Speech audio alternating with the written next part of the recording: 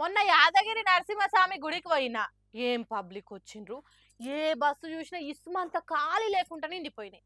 కానీ అక్కడ కొండ కింది నుంచి కొండ మీదకి బస్సులో ఫ్రీగా పోవచ్చు రావచ్చు అనే ముచ్చట నాకు బాగా నచ్చింది. కేసీఆర్ సీఎం ఉన్నప్పుడు ఆ ఫ్రీ బస్ సౌలత్ పెట్టిండట.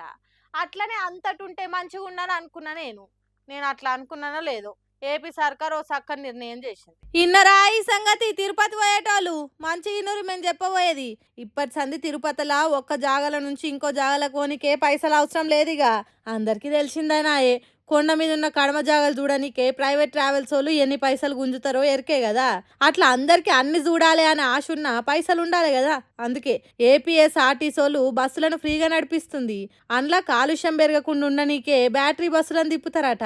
ఇవాళనే టీటీడీ ఈవో సిహెచ్ వెంకయ్య చౌదరి అశ్విని దవాఖాన సర్కిల్ కాడ జెండా ఊపి షురూ చేసిండు. ఇక ఇన్నారు కదా, ఇప్పటి నుంచి ఏ రంది లేకుండా నిమ్మలంగా ఫ్రీగా తిరగొచ్చు బస్సులల్లా.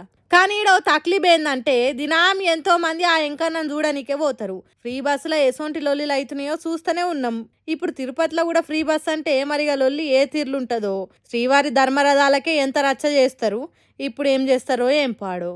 ఏదైతే ఏమాయే గాని కొట్లాటలు పెట్టుకోకుండా నిమ్మలంగా పోయి కలిసి కట్టుగా చూసుకొని రర్రి. సార్లు బడి చక్కగా చెప్తారు, బడిలో సవలతులు సరిగ్గా లేవు, సర్కార్ సమస్యలు పరిష్కారం చేస్తలేదు అని చదువుకునే పిల్లలు ధర్నాలు చేస్తారు, రోడ్ల మీదకి ఎక్కి మొత్తుకుంటారు. కానీ మా బడిని చక్కగా నడవనిస్తలేరు అని పంతుల్లే ధర్నాలు చేయంగా చూసిండ్రా. కానీ గీడ రోడ్ల మీదకి వచ్చి పెద్దలొల్లే చేస్తుర్రు సార్లు.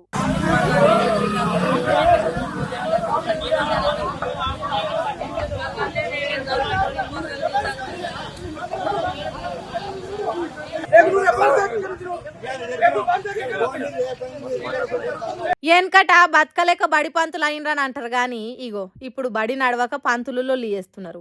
ఇక్కడ రోడ్డెక్కి కజ్జకు కాలు దువ్వుతున్నది, బొబ్బ చేస్తున్నది సర్కార్ బడి పంతుళ్ళు.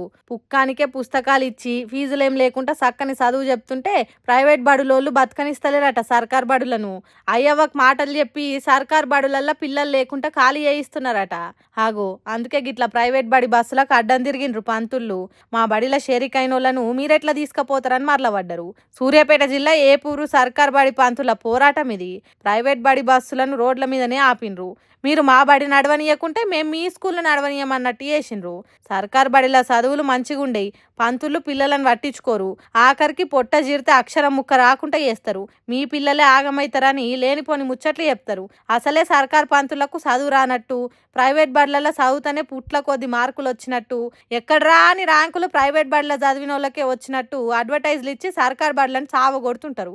ఫస్ట్ బుద్గరిచ్చి ప్రైవేట్ బడిలో చేర్పించుకొని తర్వాత ఫీజుల మూత మోగిస్తారు. అయ్యవల తాన ముక్కులు విండోసులు చేస్తారు. అసొంటోళ్ళు మా బడులను నాగం చేసాడు ఎక్కడిది అన్నట్టు అడ్డం తిరిగిండ్రు ప్రభుత్వ పాఠశాలల పంతుళ్ళు. ఇక దీన్ని చూసినోళ్ళు సర్కార్ బడులల్లో పంతులు చక్కగా పాఠాలు చెప్తే ఇట్లెందుకు అవుతుంది, మీరు బడి చెప్పేదేమో సర్కార్ బడులల్లా, మీ పిల్లలను చదివిపించుకునేదేమో ప్రైవేట్ బడులల్లా, ఇక మీ మీద ఎట్లా నమ్మకం కలుగుతుంది అన్నట్టు అంటుర్రు ఈ వీడియోలు చూసిన జనాలు. ఎవరు ఏమన్నా ఎట్లన్నా సర్కార్ బడులల్లా చదువులే చక్కదనంగా ఉంటాయి. అన్ని తీర్ల పరీక్షలు రాసి పాస్ అయి ఉద్యోగాలు తెచ్చుకున్న సర్కార్ పంతుల కంటే ఉద్యోగాలు రాక ప్రైవేట్ బడులల్లో చదువులు చెప్పేటోళ్ళే తోపులేం కాదు.